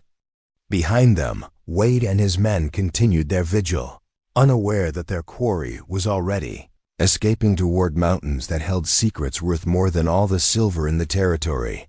The chase was about to begin, but for the first time since arriving in Arizona, Tom Mitchell felt like he was finally moving in the right direction. The Apache trail that Ayanna led them onto bore no resemblance to any path Tom had ever traveled. What looked like impassable rocky terrain to his eyes revealed itself as a carefully concealed route that wound through canyons and over ridges with a logic that became apparent only after hours of following Ayanna's confident navigation. Buck, his reliable Mustang, seemed to understand the urgency of their situation, picking his way across treacherous ground with sure-footed determination while carrying both riders and their hastily packed supplies. They had been riding for 3 hours. When Ayanna suddenly raised her hand for silence, her head tilted in the listening posture Tom had learned to respect during their weeks together. Behind them, carried on the desert wind, came the sound of multiple horses moving at speed across ground that should have muffled their approach. "They're following our trail," Tom said grimly, studying the landscape for defensive positions or escape routes. "Faster than I expected, and with more skill than I gave them credit for." "Wade hired Apache scouts," Ayanna replied, her voice carrying a bitterness that Tom had never heard before. "My own people, paid to track another Apache for white men's gold. The betrayal goes deeper than I feared." The knowledge that they were being pursued by Apache trackers changed everything about their escape strategy. Tom's knowledge of cavalry tactics and Ayanna's understanding of traditional Apache evasion techniques would be useless against hunters who combined both skill sets and had financial motivation to succeed. "How far to the sacred site?" Tom asked. urging Buck up a steep section of trail that seemed to lead directly into a cliff face. 2 days if we can travel openly, Ayanna replied. Longer if we must avoid the obvious routes. But there is something else you must understand before we go further. The path to the sacred site will test us in ways that have nothing to do with the men following us. As if summoned by her words, the trail they'd been following suddenly opened into a hidden valley that took Tom's breath away. Ancient cliff dwellings were carved into the canyon walls, their empty windows looking down like the eyes of sleeping giants. Pictographs covered exposed rock surfaces, telling stories and symbols that seemed to move and shift in the changing light. In the center of the valley, a spring bubbled up from underground sources, creating a pool of water so clear that Tom could see every stone on the bottom. This is a place of power, Ayanna said, dismounting from Buck with the reverent care of someone entering a church. My ancestors lived here for hundreds of years, left their stories on these walls, blessed this water with ceremonies that kept it flowing even in the worst droughts. You are the first white man to see this place in more than 50 years. Tom felt the weight of privilege and responsibility settling on his shoulders as he looked around the hidden valley. The silence here was different from the empty quiet of his ranch. This was a silence filled with presence, with the accumulated wisdom and spiritual energy of generations who had called this place sacred. Why are you showing me this? Tom asked, quietly. Because the sacred site we seek is protected by barriers that cannot be crossed by someone who does not understand what makes a place truly sacred, Ayanna explained.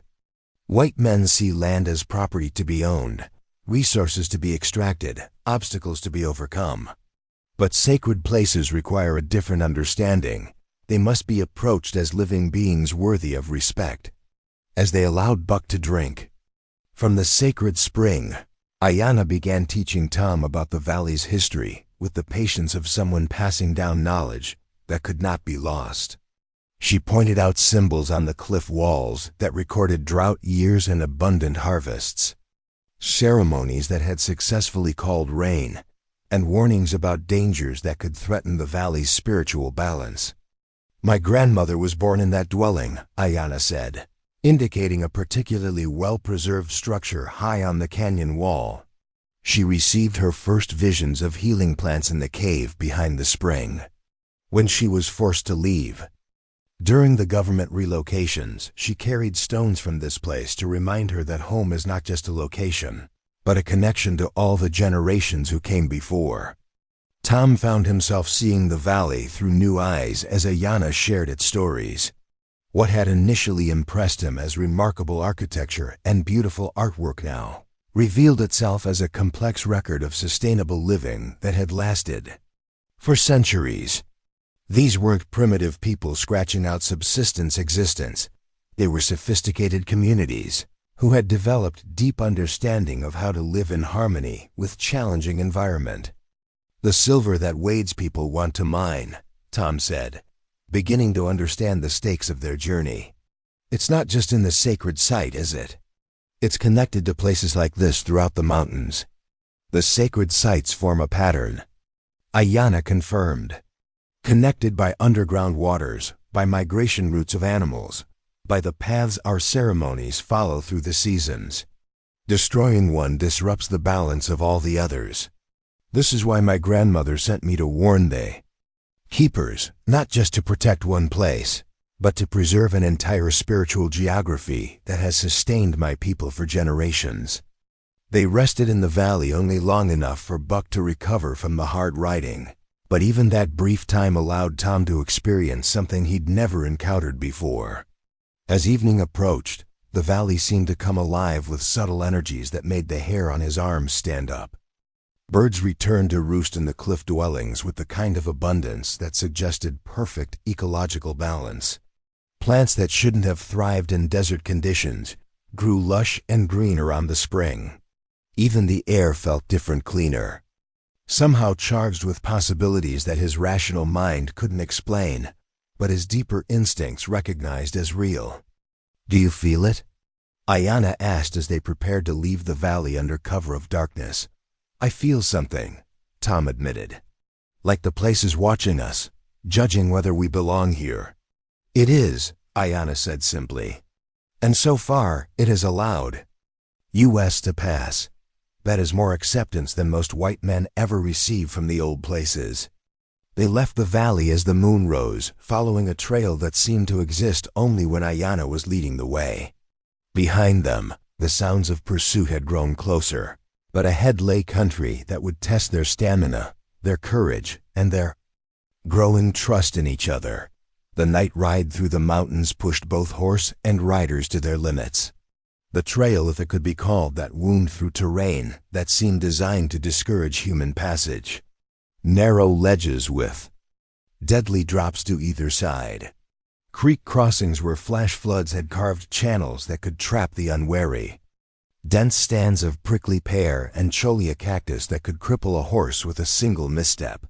But Ayanna navigated through it all, with confidence that came from knowledge passed down through generations of people who had used these routes to move unseen through their ancestral homeland. She read the landscape like Tom might read a familiar book, finding paths that were invisible to eyes that didn't know what to look for. There, she said as dawn began to lighten the eastern sky, pointing toward a formation of red rocks that looked identical to dozens of others they'd passed during the night. We rest there until evening. Our pursuers will lose our trail in the dark and waste precious time trying to pick it up again. The shelter she led them to was another hidden place, a cave behind a waterfall that created both concealment and access to fresh water. Inside, ancient symbols covered the walls, and fire-blackened areas showed where countless Apache travelers had rested during dangerous journeys. How many places like this are there? Tom asked as he unsaddled Buck and rubbed down the exhausted horse. More than Wade's people can imagine, Ayanna replied. For centuries, my people have moved through these mountains like water, through stone-following paths that leave no trace, using shelters that cannot be found by those who don't know the secrets of their construction. This is why the sacred sites have remained protected until now. As they rested in the cave, sharing dried meat and water from their packs, Tom found himself studying Ayanna with new appreciation for the complexity of her heritage. She wasn't just a woman with useful knowledge, she was a living library of survival techniques, spiritual practices, and geographical secrets that represented the accumulated wisdom of an entire civilization. Tell me about your grandmother, Tom said, settling back against the cave wall while Ayanna tended to Minor injuries Buck had sustained during the night's difficult travel. She was the last of the traditional medicine women who remembered the old ways completely, Ayanna said, her voice taking on the reverent tone she used when speaking of sacred matters. Not just the healing plants and ceremony procedures, but the deeper knowledge how to read the signs that predict where game will be abundant, how to find water in country that seems completely dry, how to navigate by stars and wind patterns when landmarks are obscured. She paused in her ministrations to Buck and looked directly at Tom. But most importantly, she understood how to live as part of the land rather than trying to master it. This is the knowledge that Wade's people cannot purchase, cannot force from me through interrogation, cannot steal through legal documents. It must be freely given by someone who trusts the recipient to use it wisely. The implication of her words was clear. She was offering to share with Tom knowledge that went far beyond anything he'd imagined when he'd impulsively bid $1 at that auction in Redemption Creek. But the offer came with responsibilities that would change his life in ways he was only beginning to understand. Why me? Tom asked. You could teach this to Apache children. Preserve it within your own people. Because my people are being scattered, forced onto reservations, sent to schools that teach them to be ashamed of their heritage, Ayanna replied with quiet sadness. The traditional ways are disappearing faster than they can be passed down. But if a white man learns to live in harmony with this land, to protect sacred places and respect ancient wisdom, perhaps something can be preserved for future generations who will need it. Outside their cave, the sounds of pursuit were growing. Closer again. Wade's men had picked up their trail faster than expected, probably with help from Apache scouts who knew the country as well as Ayanna did. Soon they would have to continue their dangerous journey toward the sacred site, racing against time and enemies who had every advantage except intimate knowledge of the terrain, but in the quiet of the cave, sharing food and water while their horse rested and their pursuers struggled to follow an increasingly cold trail. Tom and Ayanna had found something that no amount of corporate gold could purchase, a partnership based on mutual respect, shared danger, and the growing understanding that some things in life were worth any sacrifice required to protect them. The sacred site still lay ahead, guarded by challenges they had yet to face. But whatever awaited them in the mountains, they would meet it together. The final approach to the sacred site began at dawn on their third day of flight, when Ayanna led Tom and Buck through a passage between two towering rock formations that seemed to have been carved by supernatural forces rather than natural erosion. The narrow canyon beyond twisted and turned with deliberate complexity, as if designed to confuse and discourage casual visitors. Ancient symbols marked strategic points along the route, warnings, directions, and what Tom was beginning to recognize as spiritual preparations for whatever lay ahead. "From this point forward we walk," Ayanna announced, dismounting from Buck, with the ceremonial gravity of someone approaching the most sacred space in her world. "No horse has ever entered the heart of this place. Some boundaries must be respected absolutely." Tom secured Buck in a sheltered alcove where grass and water were mysteriously abundant despite the harsh desert conditions surrounding them. The horse seemed content to wait, as if understanding that his human companions were about to enter territory where his kind was not welcome. "What exactly am I going to see in there?" Tom asked as they gathered their essential supplies, leaving behind everything except water, food, and weapons. "Something that will change your understanding of what wealth truly means," Ayanna replied cryptically.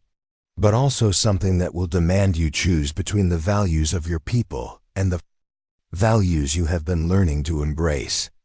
The passage beyond the canyon entrance opened into a circular valley that defied every expectation Tom had formed about the Arizona landscape. Lush vegetation covered the valley floor, fed by springs that bubbled up from underground sources. Ancient trees, some that must have been growing for centuries, provided shade that made the air noticeably cooler. Birds that Tom had never seen in the desert lands filled the canopy with songs that seemed almost orchestral in their complexity, but it was the structures that took his breath away completely. Rising from the center of the valley was a natural formation of red stone that had been carved and shaped by human hands into something that resembled a cathedral more than any building Tom had ever seen. Spiraling paths wound around the formation, connecting terraced gardens to dwelling spaces to ceremonial platforms that seemed designed to channel both earthly and celestial energies. Water flowed throughout the structure in patterns that created music as it moved, and everywhere Tom looked, he saw evidence of engineering sophistication that rivaled anything he'd encountered in eastern cities. "This is impossible," Tom whispered, his voice filled with awe and confusion. The report said Apache tribes were nomadic, living in simple shelters, following basic subsistence patterns. This is architectural mastery on a scale that would take generations to complete." "It has taken generations," Ayanna confirmed, her voice carrying pride mixed with sadness. "More than 30 generations of my people have contributed to this place. Each group adding knowledge, refining techniques, expanding the ceremonial spaces according to visions received in dreams and meditation. What you see here represents the accumulated wisdom of 1,000 years of continuous habitation and spiritual development." As they approached the base of the structure, Tom began to understand why mining corporations were so interested in this location. Veins of silver ran through the red stone like rivers of light, some so pure that they reflected the morning sun with mirror-like intensity. But the silver wasn't hidden or protected. It was incorporated into the architecture as decorative elements. That enhanced the building's spiritual function, rather than existing as raw material to be extracted. The silver is part of the spiritual design, Ayanna explained, noting Tom's fascination with the metallic veins. Apache ancestors believed that silver carried the light of stars into earthly places, helping to maintain connection between the human world and the realm of spirits. To remove it would be like stripping the stained glass from one of your churches, technically possible, but spiritually devastating. They climbed the spiraling path toward the structure's heart, passing terraced gardens where plants grew in combinations that seemed impossible. Healing herbs that Tom recognized from Ayanna's teachings flourished alongside food crops that shouldn't have been able to survive in desert conditions. Everything was arranged according to principles that went far beyond simple agriculture. This was ecological engineering that created abundance through understanding of relationships between different plant species. How is this possible? Tom asked, studying a section where corn, beans, and squash grew together in patterns that clearly enhanced each plant's growth. The soil, the water, the climate, none of it should support this level of agricultural productivity. Apache ancestors spent centuries learning how to work with desert conditions rather than fighting against them, Ayanna explained. They understood that every plant contributes something to the soil, that certain combinations create microclimates that protect against heat and drought, that underground water flows can be guided to support vegetation far from their natural sources. As they ascended higher on the spiraling path, Tom began to notice that the structure served multiple functions simultaneously. The terraced gardens weren't just agricultural, they were also defensive fortifications that would be nearly impossible for enemies to assault. The water channels weren't just decorative, they were part of a sophisticated engineering system that provided irrigation, cooling, and waste management. The ceremonial platforms weren't just spiritual spaces, they were also astronomical observatories, positioned to track celestial movements with scientific precision. This isn't just a sacred site, Tom said, his understanding shifting again. It's a city. A complete civilization hidden in mountains where no one would think to look for.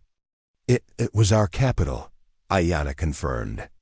The place where leaders came for guidance, where medicine women learned advanced healing techniques, where young people received education that prepared them to serve their communities. But when the government relocations began, when soldiers started searching for Apache strongholds, the decision was made to abandon this place rather than risk its destruction in warfare. They reached a platform near the structure's summit, just as the sun achieved its noon position, and Tom found himself looking down into a natural amphitheater where hundreds of people could gather for ceremonies. The acoustics were perfect. Whispers spoken at the center could be heard clearly at the highest terraces. But more impressive than the engineering was the spiritual atmosphere that seemed to permeate every stone. I can feel something, Tom said, struggling to put the sensation into words. Like the place is alive, aware, watching us. Because it is, Ayanna said simply. 30 generations of ceremony, of prayer, of connection between human consciousness and the spirits that inhabit this place. That energy doesn't disappear just because the people have been forced to leave. It accumulates, grows stronger, waits for the day when it will be needed again. As if summoned by her words, voices began echoing from the amphitheater below. Not spirit voices, but the very human sounds of Wade and his men, who had somehow managed to track them to this sacred place. Tom's heart sank as he realized their pursuers had arrived at the worst possible moment, when he was beginning to understand. What would be lost if mining operations destroyed this extraordinary site? So this is where you've been hiding, Miss Blackwater. Wade's voice carried clearly in the perfect acoustics as he emerged from the canyon passage with his full team of security personnel. Quite impressive, I'll admit. Our geological surveys suggested significant mineral deposits, but this level of accessible silver exceeds our most optimistic projections. Tom could see Wade's men spreading out to surround the structure, their movements coordinated with military precision. They'd been trapped with no apparent escape route, and worse, they'd led corporate interests directly to the heart of what Ayana's people considered most sacred. "You have no right to be here," Ayana called down from their position, her voice carrying an authority that made Wade pause in his advance. "This is sacred ground, protected by treaties between the Apache Nation and the United States government." Wade's laugh echoed off the stone walls with disturbing resonance. Treaties that were superseded by territorial legislation and federal mineral rights acts. This site falls under eminent domain provisions that allow seizure for national economic development. Your people's spiritual claims carry no legal weight against legitimate commercial interests. Tom felt rage building in his chest as he watched armed men casually entering spaces that represented centuries of spiritual devotion and architectural achievement. These weren't just buildings being threatened. This was an entire civilization that most Americans didn't even know existed. "There has to be something we can do," Tom said urgently to Ayana. "Some way to prove that this place deserves protection under federal law." "Federal law recognizes only what serves federal interests," Ayana replied with bitter accuracy. "But Apache law runs deeper than government legislation. This place has protections that go beyond what white men understand." As Wade's team began ascending the spiraling path, their heavy boots disturbing stone arrangements that had remained undisturbed for decades, something began to change in the valley's atmosphere. The bird songs that had provided musical backdrop to Tom and Ayana's exploration suddenly stopped. The springs that fed the terraced gardens shifted their flow patterns in ways that seemed to respond to the intruder's presence. Even the light seemed to dim despite the clear sky overhead. "What's happening?" Tom asked, feeling the hair on his arms standing up in response to energies he couldn't identify. "The place is defending itself," Ayana said with satisfaction. "Apache ancestors built more than architecture here. They created a living system that responds to threat and protects itself from those who would do it harm." Wade's men had reached the lower terraces when the first of them stumbled, apparently disoriented by something that affected his balance and perception. Others began reporting equipment malfunctions, compasses spinning wildly, surveying instruments providing impossible readings, communication devices producing static that made coordination difficult. "Electromagnetic anomalies," Wade called out, his voice showing the first signs of uncertainty since his arrival. "Natural mineral deposits can create interference with sensitive equipment. Nothing we can't work around." But Tom could see that whatever was happening went beyond simple electromagnetic effects. Wade's men were beginning to move with the hesitant, confused behavior of people who'd lost confidence in their own senses. Some reported seeing movement where nothing existed. Others claimed to hear voices speaking in languages they didn't recognize. "The sacred site protects itself," Ayana explained, "but only until the danger becomes too great. If Wade's people persist, if they begin actual mining operations, the protections will fail and everything here will be lost forever." Tom looked down at the armed men struggling to maintain their assault on the spiraling path, then at the extraordinary site they threatened to destroy, and finally at the woman whose knowledge and courage had brought him to this place of impossible beauty and imminent danger. The final choice was approaching, between saving themselves and saving something irreplaceable. Between escaping to safety and standing to fight for values that couldn't be measured in dollars or reduced to legal documents, in the perfect acoustics of the sacred amphitheater, that choice would soon have to be made. The decision that would define the rest of Tom Mitchell's life came to him with startling clarity as he watched Wade's men struggle against the sacred site's mysterious defenses.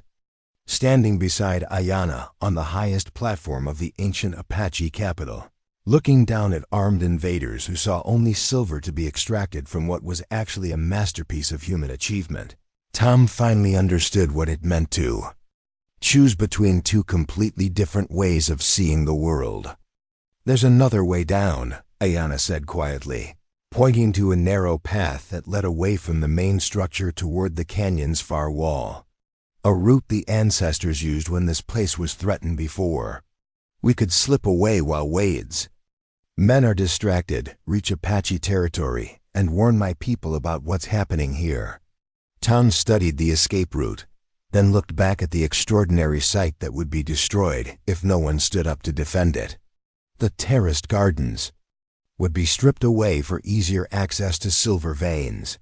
The ceremonial platforms would be demolished to make room for mining equipment. The springs that had fed this oasis for centuries would be contaminated or diverted to serve industrial processes. In a matter of months, 1,000 years of Apache achievement would be reduced to a profitable hole in the ground. How many people know about this place? Tom asked. Among my people? Perhaps 50 elders who remember the old stories. Among white authorities?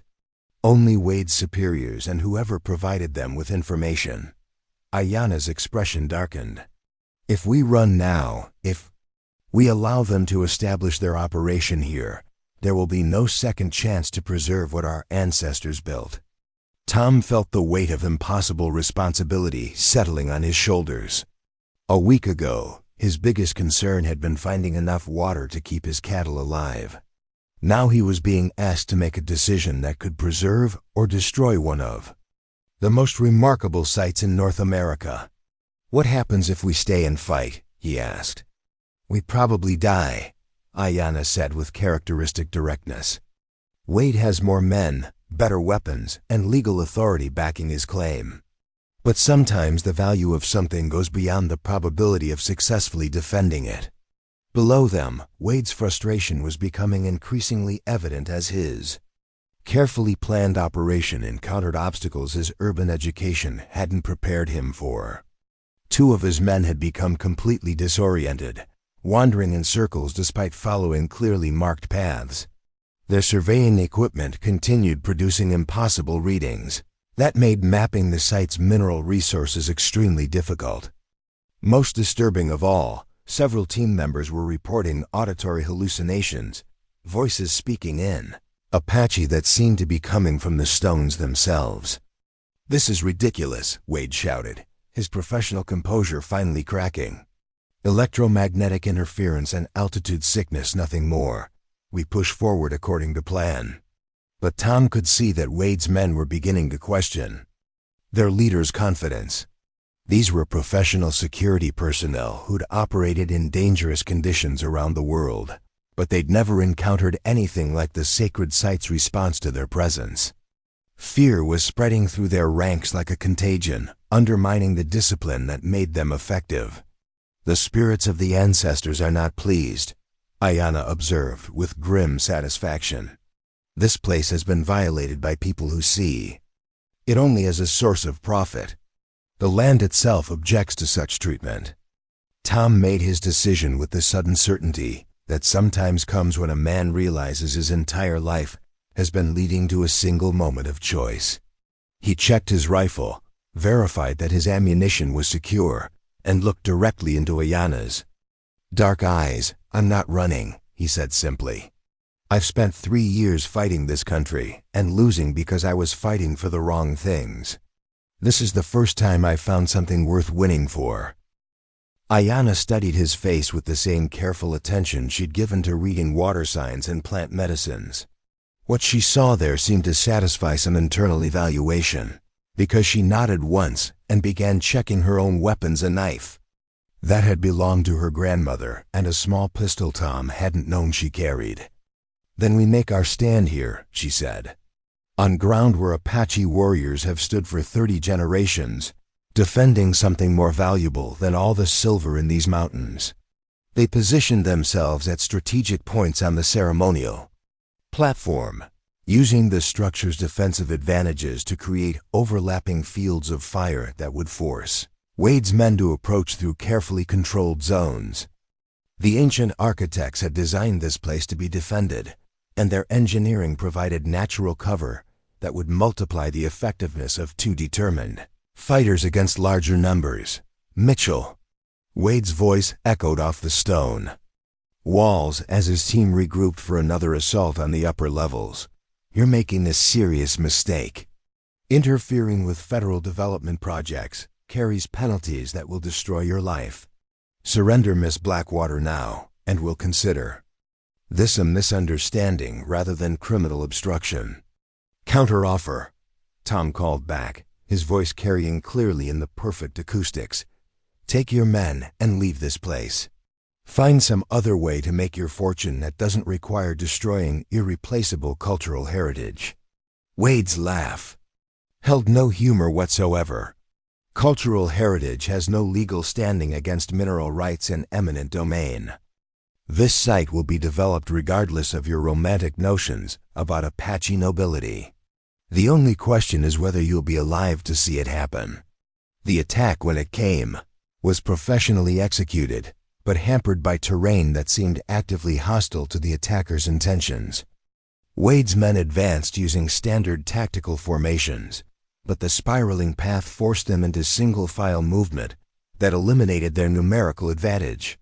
The stone terraces that had once supported ceremonial gatherings now provided perfect defensive positions that allowed Tom and Ayanna to control the pace of engagement. Tom's military training, dormant since his discharge, reasserted itself with surprising clarity.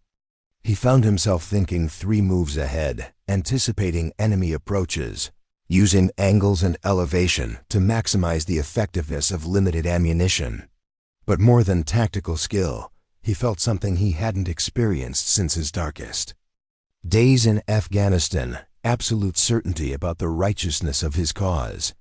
These are good men following legal orders, Ayanna said during a brief lull in the fighting, recognizing the moral complexity of their situation.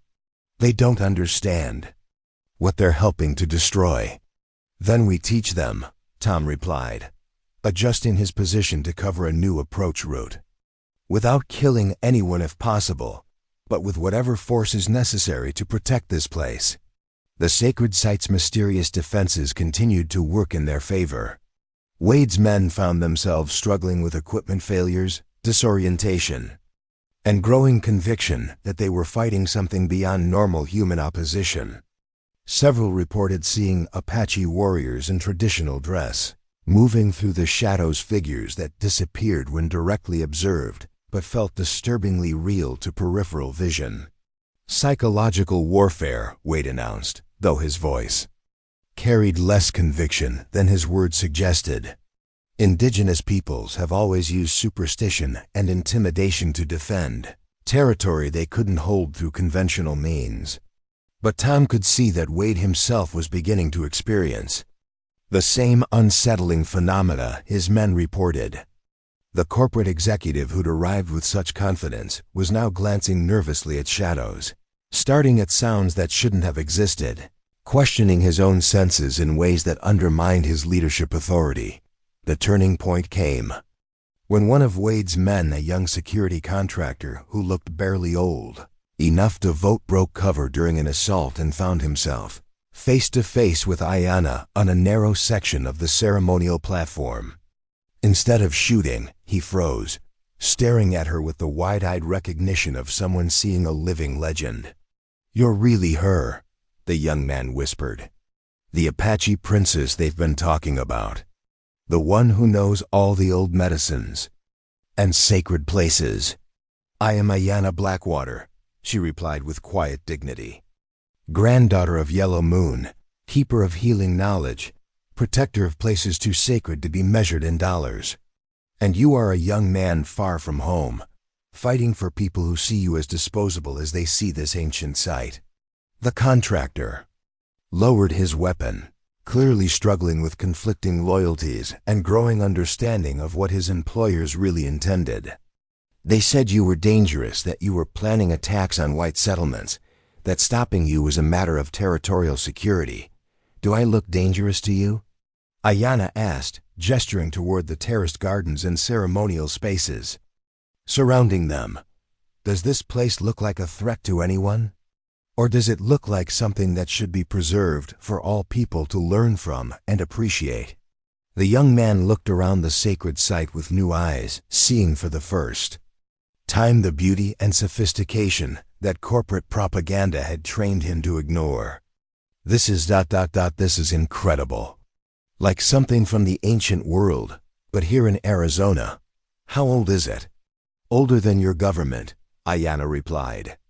Older than the oldest white settlements in this territory. Built by people who understood how to live in harmony with harsh conditions, how to create abundance through cooperation with natural systems rather than domination over them. Tom watched the exchange with growing hope. If one of Wade's men could be reached, others might be as well. These weren't evil people. They were working men who'd been told lies about what they were fighting for and what they were helping to destroy. Williams. Wade's voice cracked like a whip across the platform. Return to position immediately. Do not allow yourself to be deceived by Apache manipulation tactics. But Williams, that was apparently the young contractor's name, was already backing away from Ayanna with the careful respect of someone who'd realized he was in the presence of something extraordinary. He didn't return to Wade's position, but he didn't raise his weapon again either. Instead, he found cover that protected him from both sides and settled in to watch how the situation developed. The standoff that followed lasted until sunset, with neither side able to gain decisive advantage, but both unwilling to withdraw. Wade's men were increasingly demoralized by equipment failures and phenomena they couldn't explain. Tom and Ayanna were running low on ammunition and water, but the sacred site's defenses seemed to be growing stronger as evening approached. This ends now, Wade announced as darkness began to fall. Federal marshals are en route with sufficient force to resolve this situation permanently. You have 1 hour to surrender before this becomes a federal law enforcement action, with consequences none of us can control. Tom felt his heart sink as he realized the implications. Federal marshals would have authority that Wade's corporate security team lacked. They would bring superior numbers, better equipment, and legal backing that would make resistance impossible to justify. There's still time to use the escape route, Ayanna said quietly. My people need to know what happened here, even if we can't prevent it. But Tom was studying the valley below with the tactical eye that had kept him alive through 3 combat deployments. Federal marshals would approach this site the same way they'd approach any defensive position, with overwhelming force applied systematically until resistance collapsed. The sacred site's mysterious defenses might confuse and disorient Wade's men, but they wouldn't stop federal agents armed with military-grade equipment. Unless. What happens to this place if the springs stop flowing? Tom asked suddenly. Ayanna looked startled by the question. The springs are fed by underground sources that have flowed for centuries. They cannot simply be stopped. But what if they could be? What if the water that makes this place possible was redirected away from mining operations? Understanding dawned in Ayanna's eyes as she realized what Tom was suggesting. The ancient water channels can be modified, but doing so would require someone with intimate knowledge of the site's engineering. And it would mean making this place uninhabitable for mining operations, while preserving its essential structure for future restoration, Tom finished. Your people could return someday, when political conditions change, when federal attitudes towards sacred sites evolve. It was a desperate plan that would require sacrificing the oasis they'd been fighting to preserve in order to save it from total destruction. But as federal forces gathered in the distance and corporate interests prepared for final victory, desperate measures seemed to be the only options remaining. Show me how to redirect the water, Tom said. Before the marshals arrive, before Wade's people can establish their operation, before this place becomes another casualty in the war between 2 ways of seeing the world. Ayanna led him into the heart of the ancient water management system, where centuries of Apache engineering had created a network of channels reservoirs, and control mechanisms that rivaled anything Tom had seen in modern cities. Working together in the darkness, guided by knowledge passed down through generations, and protected by spirits that seemed to approve of their desperate strategy, they began the process of changing the course of waters that had flowed in the same patterns for 1,000 years. As dawn broke over the Arizona mountains, Wade and his reinforcements found themselves looking at a valley that had been transformed overnight. The springs that had fed the terraced gardens were dry. The lush vegetation was already beginning to wilt in the desert heat. The sacred site remained structurally intact, but it was no longer the oasis that had made it valuable to mining interests. Tom and Ayanna were gone, vanished into the maze of canyons and hidden trails that had protected Apache peoples for generations. But they'd left behind something more valuable than silver, proof that love, courage, and sacrifice could still triumph over greed, even when victory required giving up everything they'd been fighting to preserve. In years to come, when political attitudes toward indigenous rights began to change, when environmental protection became more important than resource extraction, when Americans began to understand that some places were too sacred to be measured in dollars, the springs would flow again. The gardens would bloom. The ceremonial platforms would echo with songs and prayers of Apache peoples returning to claim their heritage.